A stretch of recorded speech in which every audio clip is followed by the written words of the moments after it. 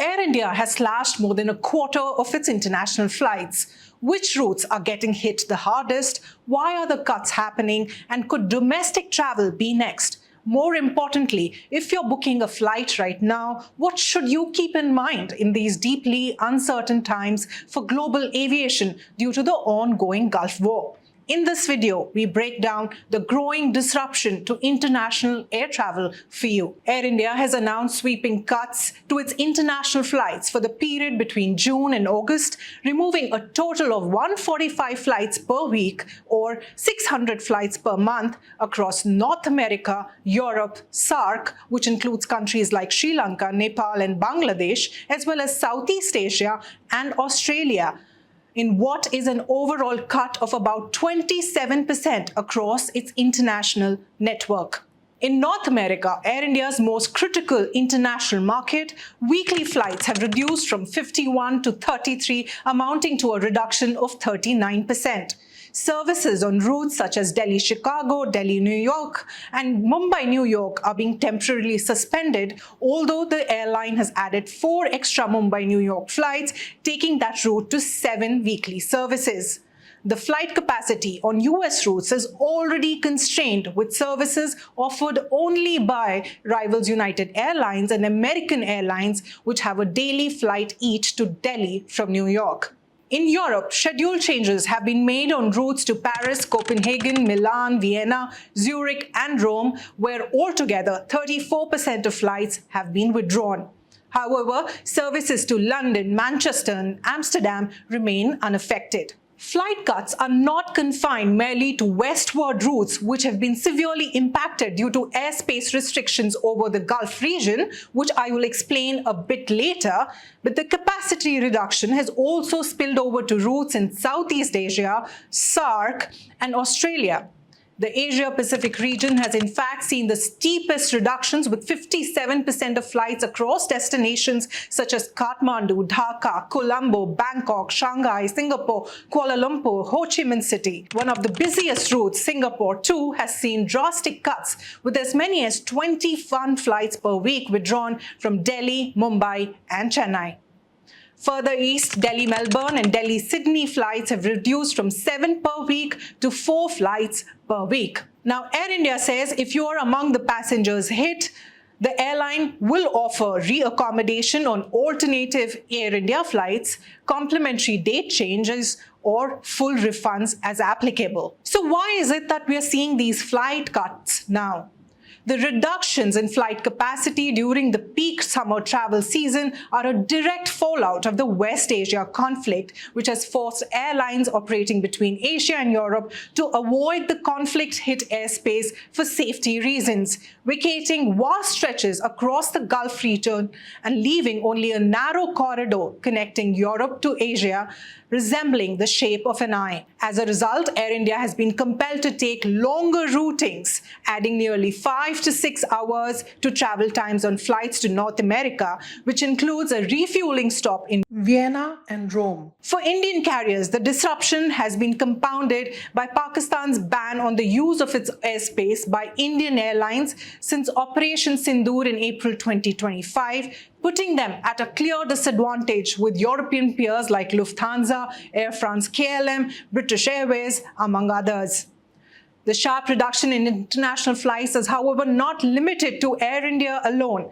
Its low-cost subsidiary, Air India Express, has also been hit hard, with nearly 30% of its fleet grounded since the onset of the West Asia conflict due to its heavy exposure to Gulf destinations, which have come under attack in the US-Israel-Iran war. Air India's rival Indigo saw a 21% reduction in its international flights in April, while carriers such as SpiceJet, Akasa Air, and Air India Express recorded cuts of more than 50%, albeit on a much smaller international network base. However, Air India has borne the biggest brunt of the disruption, as it remains the only Indian carrier operating flights to North America and continues to dominate Indian operations across several European destinations where Indigo is still a relatively new entrant. On top of these route-related challenges, jet fuel prices have also surged. By April, prices were already up 130% due to the escalating Gulf tensions, creating another major headache for airlines, as even before the war, fuel accounted for nearly 40% of operating costs for Indian carriers. While airlines have since responded by imposing fuel surcharges and raising airfares to offset rising costs, airlines are increasingly concerned about the point at which higher ticket prices could begin to deter passengers from traveling. So why have we not seen these cuts on domestic routes yet? The Indian government has cushioned domestic travelers by allowing only a 25% increase in aviation turbine fuel prices on domestic routes, while international operations have received no such relief, where ATF prices for overseas flights have doubled since April. In the recent past, the value-added tax on ATF in Delhi has been slashed from 25% to 7% and from 18% to 7% in Mumbai, providing further relief to airlines.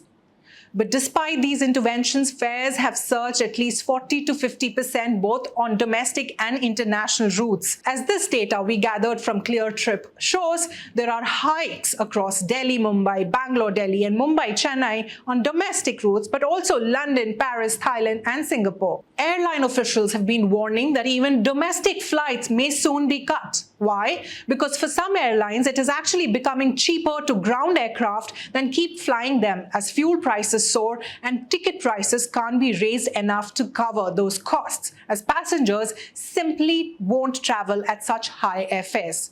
And if airlines start pulling flights domestically too, expect airfares to climb even further simply because there will be fewer seats available for the same number of air travelers. The network rationalization is therefore an attempt by the Air India group to stem mounting losses as operational pressures intensify. Air India has already posted a loss of 26,700 crores in financial year 2025-2026 due to multiple challenges, which include Pakistan airspace ban, travelers avoiding the airline in the aftermath of the June 12 Ahmedabad crash last year, weak demand for travel to the US, and the prolonged impact of the West Asia conflict. Let's also look at how airlines around the globe are responding to higher fuel costs and airspace restrictions. But of course, the regional conflict has hit the Gulf carriers the worst, with International Air Transport Association, a global airlines grouping, reporting a 61% decline in international passenger traffic carried by them in March. Outside of the Gulf, among the early responders to the crisis was United Airlines in the US, which said it would reduce capacity by around 5% in some parts of the year, cutting red-eye services or late-night services, midweek flights, and routes with weak demand to protect margins. In Europe, Lufthansa cancelled 20,000 short-haul flights operated by its subsidiary Lufthansa CityLine through October to save jet fuel, while also moving to consolidate operations and improve the efficiency of its long-haul connections. In Asia Pacific, Malaysian carrier AirAsia cut around 10% of flights across the group while also imposing fuel surcharges. Australia's Qantas has announced a 5% reduction in domestic capacity and a 2% cut in international flights in response to soaring jet fuel prices. While the airline has added capacity on select European routes, it has also scaled back elsewhere, including withdrawing its Bengaluru-Sydney service. So what should you do if you're planning to travel? If you're planning to travel over the next few months, expect 1. Schedule changes, 2. Increased airfares, and 3. Reduced flexibility on non-stop routes. And be warned that in this environment, making a booking with a reliable and trusted airline may matter more than simply choosing the cheapest ticket. For more such videos, do log on to www.thehindu.com.